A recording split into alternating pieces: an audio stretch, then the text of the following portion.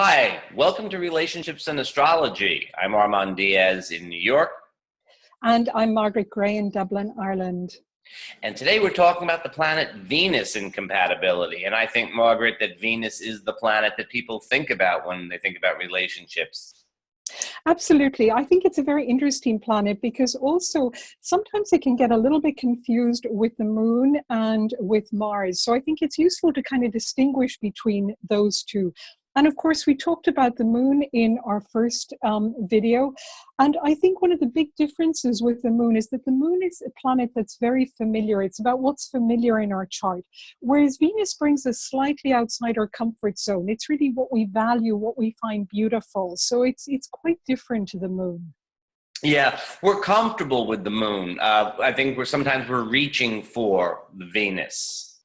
And then other planets play into relationship as well. Mars will play in, but all the planets play into relationship, of course.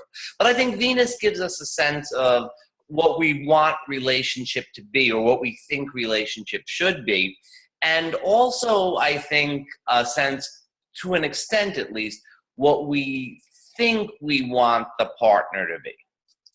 Absolutely. I think it's what we value, starting with our own self-value. And that's the other part that's easy to forget with Venus, that the starting point is how we value ourselves, because it's very difficult to value somebody else if we don't really value ourselves. So it's very important to really make friends with Venus in our chart, with Aphrodite, where she is, where she's placed, the sign she's in, what aspects she makes to other planets. All of those things are really crucial, I believe. No, they're all very, very important. And I think that, sometimes by sign we see sometimes a pattern. I think that some Venuses can be quite idealistic. The idea about what we want in relationship. I think just coming to mind, a couple of possibilities would be Libra and Aquarius, are two signs that really tend to have sort of set ideas. Maybe Aquarius will be, different from the social norm, but it tends to be rather an idealistic view of relationship and the partner. And then some of the signs are much more ready to sort of take what's there. I agree, and particularly also if Venus is in the seventh house, it's so easy to project value onto a partner and to really not pay so much attention to one's own self-value. So it's almost like the partner is idealized and put on a pedestal. And that's, and if it's mirrored back and taken in, then that's wonderful. So yeah, this is really a great quote, because it says something about really where our collective is at, in terms that beauty is so valued, and that I think with Uranus and Aries there are more challenges now to what beauty really is, and that beauty comes from the inside, and the importance of valuing ourselves. Great. So we're going back, of course, to the charts of Brad Pitt and Angelina Jolie, and just to say to our viewers that we are going to go back some of these charts we've looked at before, because we're really kind of building a picture of these people, so that by the end we'll have a clearer idea of their planets in their charts. And this is very interesting, of course, because Brad Pitt has Venus conjunct the moon, and we were talking about the difference between the two, but it's also very interesting when those two are conjunct, because I think particularly in the chart of a man, there can be sometimes a merging of the image of mother and the image of lover. So I think this is particularly interesting. With any aspect, but particularly the conjunction, it's emerging. I think if it's in some of the other aspects, there can be a little bit of an identification, but there's emerging. And Angelina Jolie's Venus in the moon sign of Cancer seems very ready to catch that projection. Absolutely. And it's interesting, one of the things when I was studying at the CPA many years ago with Liz Green and Melanie and Lynn Bell, I can't remember which of them suggested that what's fun to look at in our chart is imagine Aphrodite in our chart by sign. What would she be wearing? And so, if we were to look at this in terms of Brad's Venus in Capricorn, I think Capricorn might be maybe, brown colors, fairly formal, fairly traditional, kind of elegant outfit. And Angelina, with Cancer, maybe a little bit more flowing, more kind of softer kind of fabrics, softer. And looking looking at them in images that, are in magazines and so on, it's interesting that he often wears kind of tweed jackets and maybe, a fancy hat. And she tends to wear quite a lot of flowing cardigans and coats and so on that feel quite soft, that kind of Cancerian feel about them. And they're both fairly traditional signs, and they actually do present in a way that I don't know exactly, which tradition it references, but they do look a little bit like an old style couple in some ways, perhaps an old style Hollywood couple, but they really do present with that a little bit more traditional. I don't want to say conservative, but a little bit more of a traditional type of vibe. And of course, I mean, when you think in Venus in terms of values, I mean, one of her main values that she's portrayed for a long time now is her family, her children, that they're tremendously important to her. It's also interesting that, of course, Cancer is very much the maternal archetype and Capricorn is the paternal archetype. And as soon as they got involved, he fell into that role of fathering the children, really, so that it's almost from the word go, those Venusian archetypes seem to come into being. Certainly, certainly. And I think also, too, the Capricornian emphasis on work.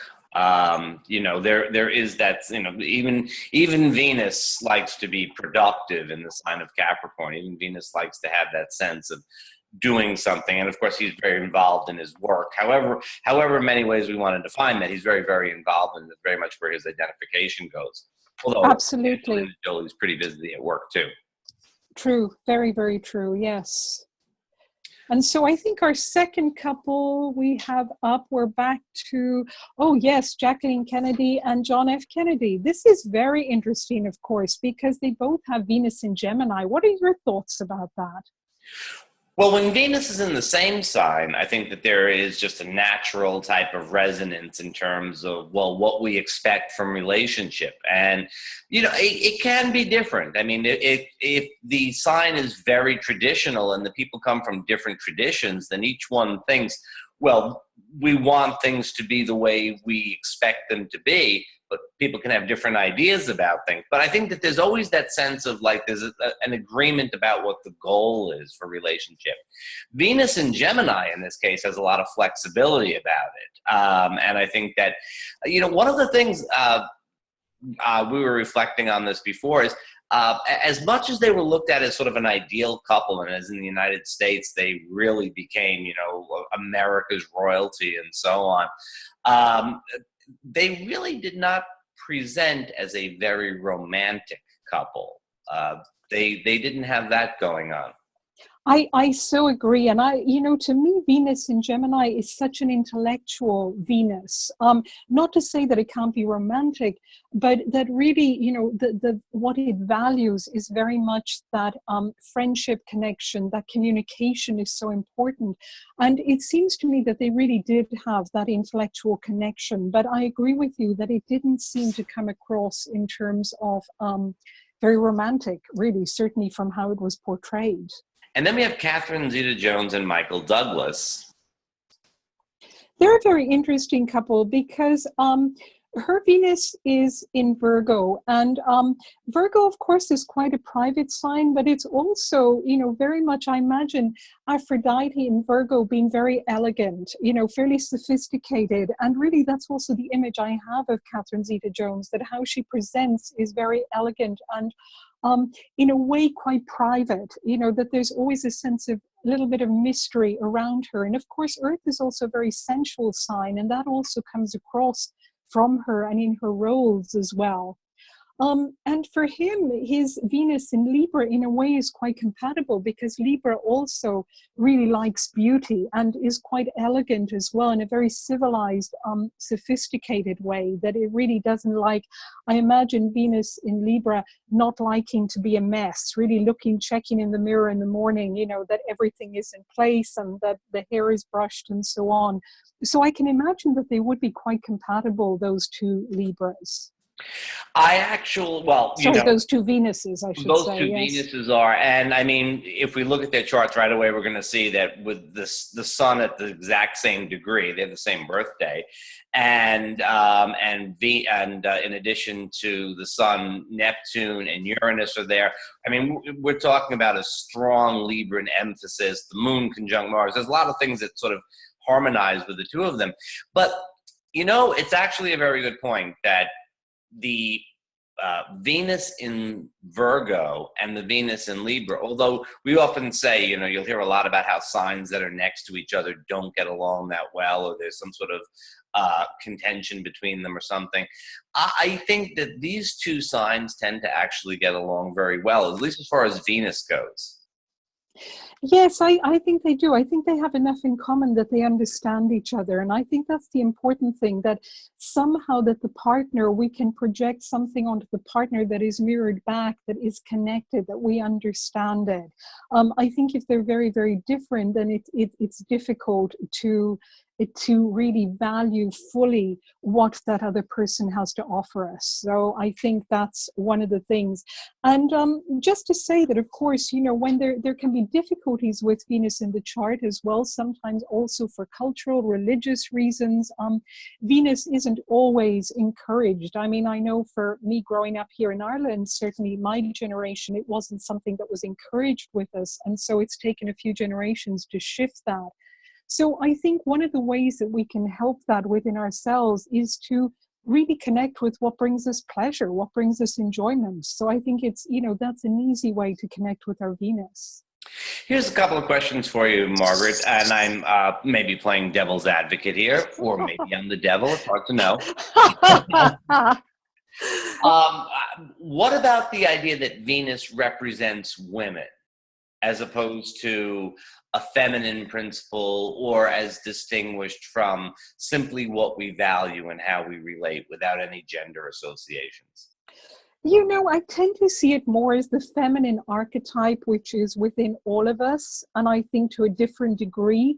And I think some of that is also culture bound because, I'm half Italian, and in Italian culture, Venus is very much honored in men as well as in women, whereas I think in more northern cultures, it's more associated with women. So that's my take on it. What do you think about that?